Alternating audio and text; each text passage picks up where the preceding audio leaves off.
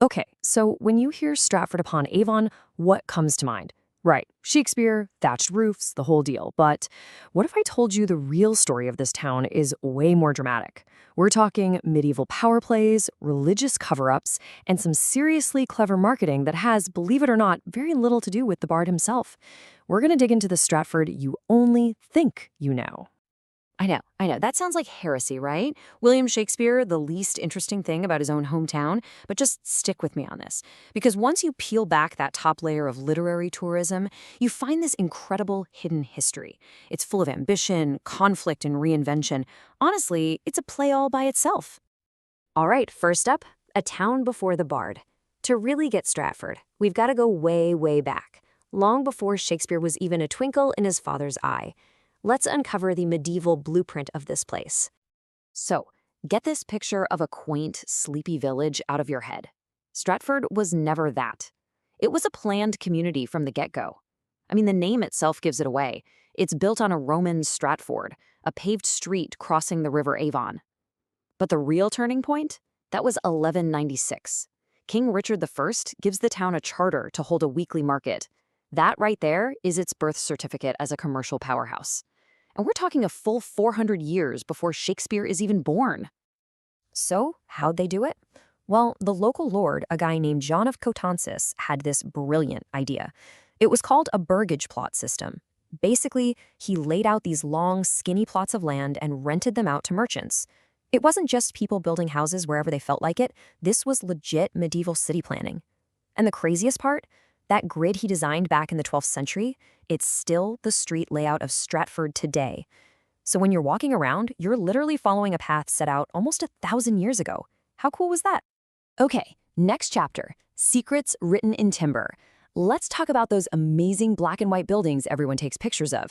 They're not just pretty postcards, you know. They are packed with hidden history. We're talking stories of religious upheaval and some seriously unexpected connections. Let's start at the Guild Chapel. If you could go back in time, you wouldn't even recognize the inside. The walls were covered, and I mean covered, with these incredible, colorful paintings. You have to remember, most people couldn't read back then. So these murals, they were everything.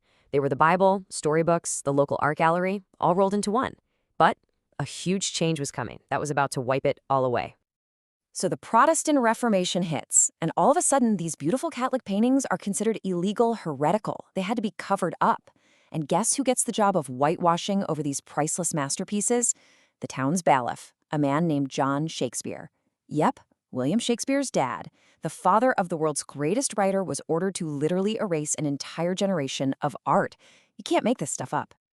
And the stories don't just stay in England. One of the most mind-blowing connections in Stratford actually stretches all the way across the Atlantic. It's a direct link from this little English town to the founding of America. Take a look at this gorgeous building. This is Harvard House. Now, it was built in 1596 by a man named Thomas Rogers, but the real story is his daughter, Catherine. Her son was a guy named John Harvard. Yes, that John Harvard, the founder of Harvard University. It's just an incredible direct link between this classic English town and one of America's most iconic institutions. Of course, a town this old has its share of ghost stories. So let's get into the good stuff. The curses, ghosts, and legends. It's time to talk about the spooky side of Stratford. This right here might be Shakespeare's most effective piece of writing. It's the curse carved on his own tombstone. Now, back then, it was super common for graves to be dug up to make space for new bodies. Shakespeare knew this, so he used the one thing he could trust, his words, to warn everyone off. It's basically a poetic keep out sign, and you know what? For more than 400 years, nobody has dared to touch it. Or have they? There's been this creepy old story floating around since the 1700s that grave robbers actually stole Shakespeare's skull.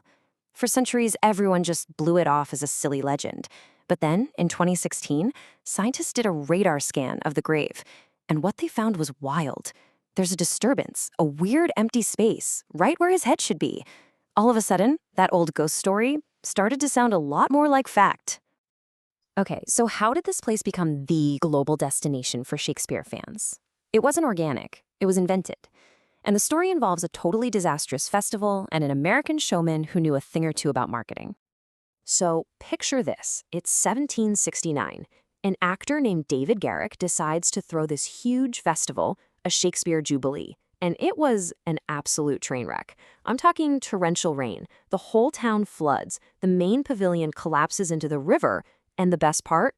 During this entire 3-day festival to celebrate Shakespeare, they didn't perform a single line from any of his plays. Not one.